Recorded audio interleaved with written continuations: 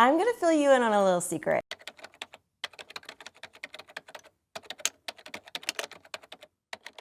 All these parents, they want to know, how can I get my toddler to talk more? They're already labeling their colors, they're labeling their animals, they know their animal sounds, but they're not putting anything together. We're lucky if we can get one word, and that's kind of guiding us as to figuring out what do they want, what do they need, what's gonna make them happy.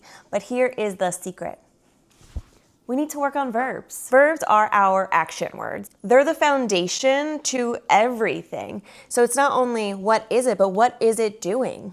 Research shows us that knowledge of verbs is a better indicator of how well your child's language is developing compared to just knowledge of nouns. But verbs do not always come easy, and I am here to give you 3 tips on how you can support your child's verb language development at home doing everyday stuff.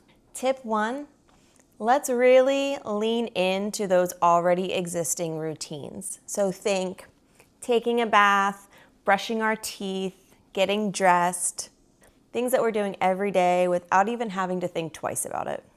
So during these routines, we are going to talk about our actions as we're doing them. So think brushing your teeth. Brush your teeth, squeeze the toothpaste, rinse the toothbrush, turn on the water, turn off the water. There are so many verbs that we can use just within that routine. So we are going to say the same word over and over and over to really solidify that verbal model with that visual model of you actually doing the activity. So here's some examples. We're brushing our teeth. Let's say we are going to focus on the word squeeze. Every time we go to brush our teeth, we'll model squeeze, squeeze the toothpaste as we're actually squeezing the toothpaste. 3 milestones to look out for. They listen, they repeat, they say it on their own. Here is tip 2. We need to keep it fun. Fun for you and your toddler. So let's pick some activities that we know that our kid loves. Let's say bath time is their jam.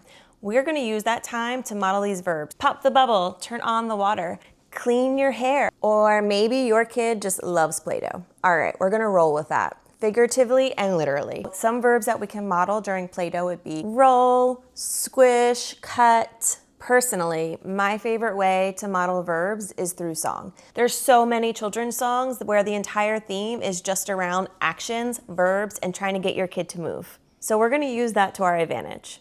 I cannot emphasize this enough that this is not drill, this is not homework, this is not a test.